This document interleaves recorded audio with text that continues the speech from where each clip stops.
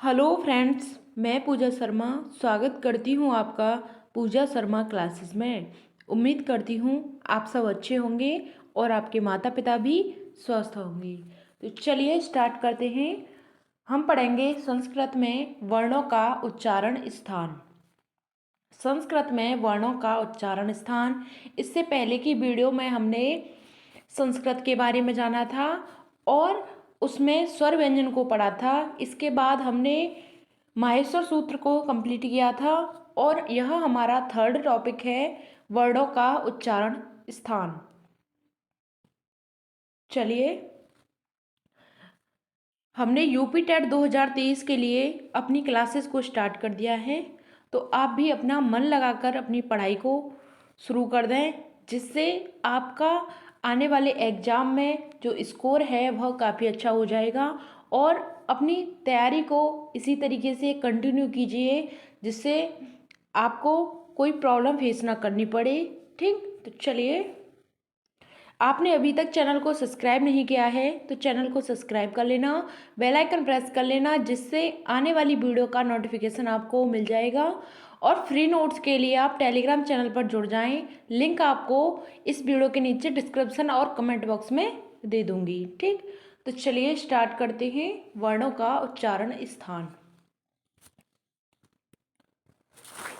उच्चारण स्थान का मतलब होता है मुख के जिस भाग से जिस वर्ण का उच्चारण किया जाता है वही वर्ण का उच्चारण स्थान कहलाता है। ठीक, वही वर्ण का उच्चारण स्थान कहलाता है। जैसे हम मुख से बोलते हैं क, हम अपने मुख से ध्वनि निकालते हैं क, तो इसको बोलने में हमें कहाँ से बोला जा रहा है, बोल के देखो। क तो कहाँ से बोला जा रहा है, उच्चारण स्थान कहाँ है, कंठ। ठीक, ऐसे ही बात करते हैं हम च वर्ण की। च, तो यह कहाँ से बोला जा रहा है, इसका उच्चारण स्थान क्या है, बोल के देखो। च, तालू से, यानी कि ऊपर वाले भाग से, मुख के कंठ से थोड़ा आगे होता है तालु, ऊपर लगा हुआ। ठीक, तो इसी तरीके से हमारे जो बोले जाते हैं वर्ड होते हैं, मुख के जिस भाग से जिस वर्ण का उच्चारण किया जाता है वह क्या कहलाते हैं, उच्चारण कहलाते हैं, उच्चारण स्थान कहलाते हैं। चलिए, अब बात करते हैं उच्चारण स्थान संस्कृत में कौन कौन से होते हैं, उनके बारे में जान लेते हैं। पहला होता है हमारा फर्स्ट, अकोह विसर्जन या नाम कंठ। ठीक, अकोह विसर्जन या नाम कंठ। थोड़े से नाम इसमें आपको समझ में थोड़ी सी दिक्कत हो रही होगी, लेकिन आपको इनको समझना पड़ेगा, क्योंकि यहीं से क्वेश्चन पूछा जाता है। ठीक है, एक या दो क्वेश्चन आपका पूछा जाएगा यहीं से, तो आपको थोड़ा समझना पड़ेगा। और ऐसा नहीं हो सकता कि आप इस टॉपिक को छोड़ दें।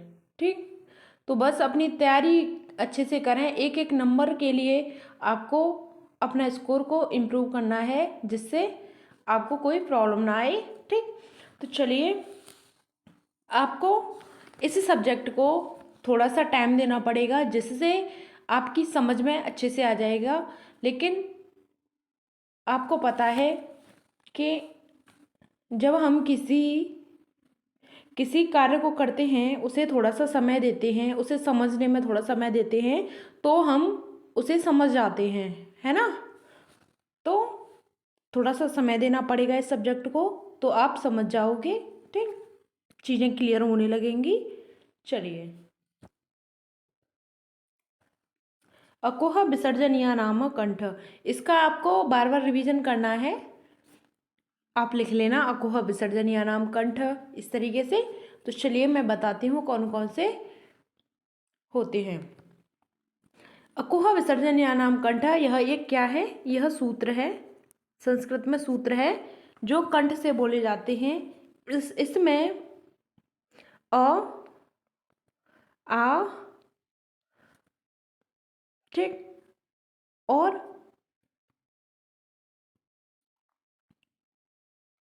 अ से हमारा बन गया अ, को से क वर्ग आ गया, विसर्ज, विसर्ज से हमारा विसर्ग आ गया, और ह से हमारा ह आ गया।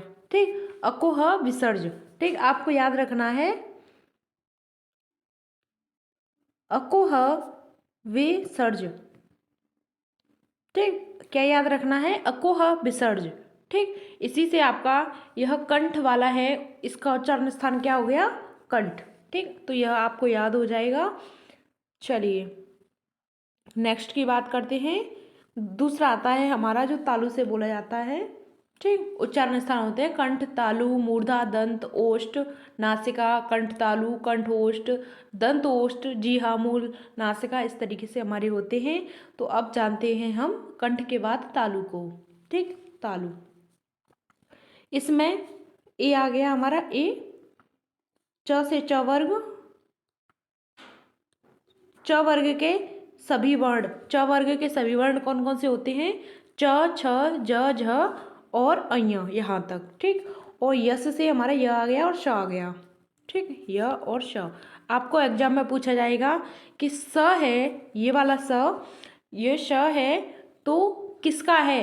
इसका उच्चारण स्थान क्या है? तो आपको बताना होगा तालु। क्या है? तालु। ठीक, तालु बताना होगा। इस स का उच्चारण स्थान य का पूछ लेगा तो भी आपका तालु होगा। इसका यही सूत्र है, इच यस। ठीक, इसे याद रख लेना, इच यश। ये आ गया, च वर्ग के सभी वर्ण आ गए, य आ गया और श आ गया। ठीक, तो इच यस तालु, इच यस तालु। ठीक, आपको यह याद रखना है। चलिए नेक्स्ट आगे बढ़ते हैं। अब बात करते हैं रुट रसाणाम मूर्धा की। रिट रसानाम मूर्धा। ठीक, यह हमारा तीसरा है। इसमें हमारा क्या आ जाता है? रे आ गया, रे आ गया। ठीक, रे हो गया, ट वर्ग आ गया, ट वर्ग हो गया हमारा, और र आ गया और श। ठीक, रिट रस, आपको याद रखना है, रिट रस, रिट रस मूर्धा, रिट रस मूर्धा, आपको याद रखना है। रिट रस मूर्धा यानी कि रिरी आ गई आपकी, ट वर्ग के सभी वर्ण आ गए। ट वर्ग में कौन कौन से आते हैं? ट, ठ, ड, ढ और अण। ठीक, तो रि, ट और र। ठीक, और श। ठीक, आपसे कई बार पूछा जाता है, देखो यह आपसे कई बार पूछे जाते हैं, इनका उच्चारण स्थान क्या है और इसका उच्चारण स्थान क्या है और इसका उच्चारण स्थान क्या है। ठीक, तो आपको यह तो मोस्ट इम्पोर्टेंट है, आपको याद रखने हैं। इसका क्या बताया था मैंने? तालु। ठीक, क्या हो गया? यह तालु हो गया। इसके बाद में श, इसका हो गया मूर्धा, और इस स का क्या हो गया? इस स का हमारा हो गया दंत। ठीक, तालु, मूर्धा, दंत, आपको बहुत ही मोस्ट इम्पोर्टेंट है, इनको याद रखना है। ठीक, चलिए हमारा क्या हो गया? रिट रस मूर्धा। ठीक, अब फोर्थ की बात करते हैं, लित लसानाम दंता। लित लसानाम दंता में क्या क्या आते हैं? आपका लिर आ जाता है। ठीक, लिर, त वर्ग के सभी वर्ण आते हैं, त वर्ग। ठीक, त वर्ग के सभी वर्ण आते हैं। उसके बाद क्या आता है? त वर्ग में कौन कौन से वर्ण आते हैं? त, थ, द, ध और न। ठीक, फिर हमारा क्या आ जाता है? ल आ जाता है इसी में, और क्या आता है? श। ठीक, ल और त वर्ग, ल और श। ठीक, लृत लसानाम दंता। ठीक, आपको याद रखना है, कैसे रखोगे? ल, त, ल, श। ठीक, यह याद रखना है। ल आएगा, त वर्ग आएगा और ल आएगा और श आएगा। ठीक, लृत लस दंता, क्या हो गया? लृत लस दंता। ठीक, आगे बढ़ते हैं। फिर हमारा आता है उपूपधमानिया नाम ओष्टो। क्या आता है? उपूपधमानिया नाम ओष्टो। तो इसमें क्या आते हैं? हमारा ऊ आ जाता है, और ऊ आता है, बड़ा ऊ आता है, प, फ, ब, भ, म, यह आते हैं। ठीक, जो हमारे होठों से बोले जाते हैं। ठीक, इसमें कौन कौन सा वर्ग आ जाता है? इसमें प वर्ग आता है। ठीक, कौन सा वर्ग? प वर्ग आता है, और ऊ आता है। बात क्लियर? और उपउपध्मानिया नाम होता है वह,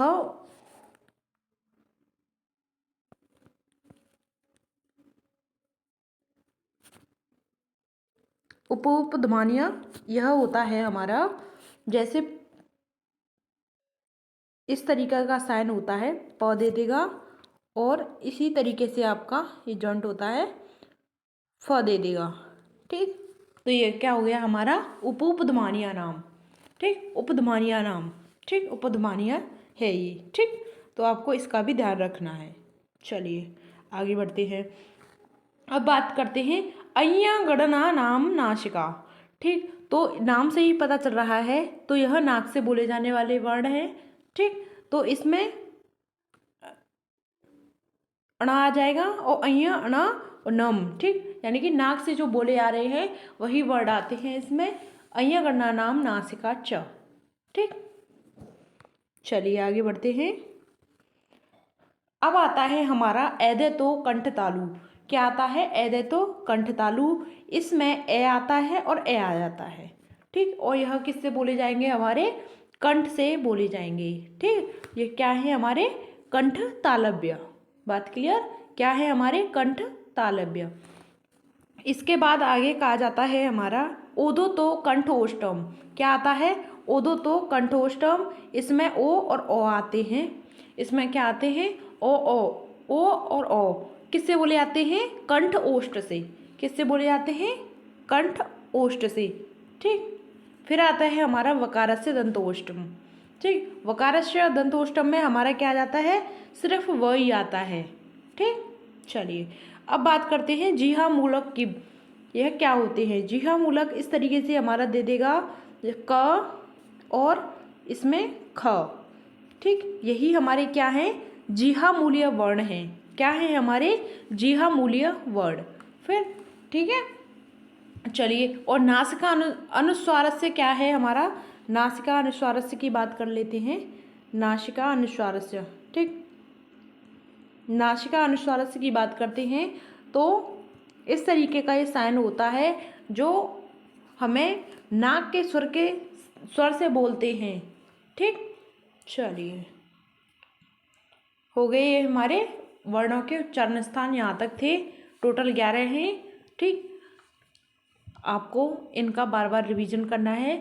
एक पेज पर एक नोटबुक में नोट कर लेना कि कौन कौन से होते हैं। चलिए फास्ट रिवीजन कर लेते हैं।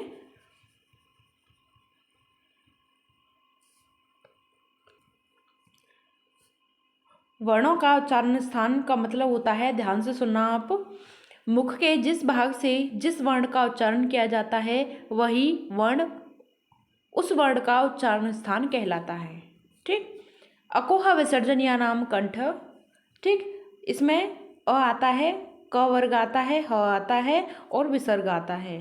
ठीक, इसे असानाम तालु में ई आता है और च वर्ग आता है, य आता है और श आता है। ठीक, रिट रसानाम मूर्धा में रे आता है, ट वर्ग के सभी वह आते हैं, उसके बाद र आता है और श आता है। ठीक, इसके बाद आता है हमारा लित रसानाम दंता।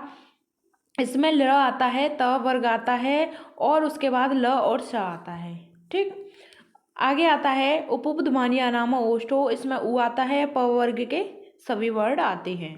ठीक, अय्य गणना नाम नासिका में जो हमारे नाक से बोले आते हैं उसमें अय्य गणनम यह आता है। ठीक, ऐदे तो कंठ तालु में ए और ए आता है। उसके बाद ओदो तो कंठोष्टम में ओ और ओ आते हैं। ठीक, वकारस्य दंतोष्टम में व। जीहा मूलक वर्ण में हमारे आते हैं इस तरीके से, क और ख दे देगा और आपको ये साइन जरूर देगा। ठीक, तो आपको यह याद रखना है कि यह क्या है? हमारे जीहा मूलक है। ठीक, क्या है? हमारे जीहा मूल्य वर्ण है। ठीक, अनुस्वार की बात करते हैं तो इस तरीके का चंद्रबिंदु आ जाता है इस पे। ठीक, चलिए मिलते हैं आपको आगे की नेक्स्ट वीडियो में। तब तक के लिए जय हिंद, वंदे मातरम। अगर आपका कोई भी क्वेश्चन हो, कोई भी क्वेरी हो तो आप कमेंट बॉक्स में पूछ सकते हैं। अगर आपको टॉपिक कोई भी समझ में नहीं आ पा रहा है तो मेरी पूरी जिम्मेदारी है मैं आपको समझाऊं। तो नहीं समझ में आ पा रहा है तो मुझसे आप बोलिए। ठीक, चलिए मिलते हैं आपको आगे की नेक्स्ट वीडियो में। तब तक के लिए थैंक्स। जय हिंद, वंदे मातरम।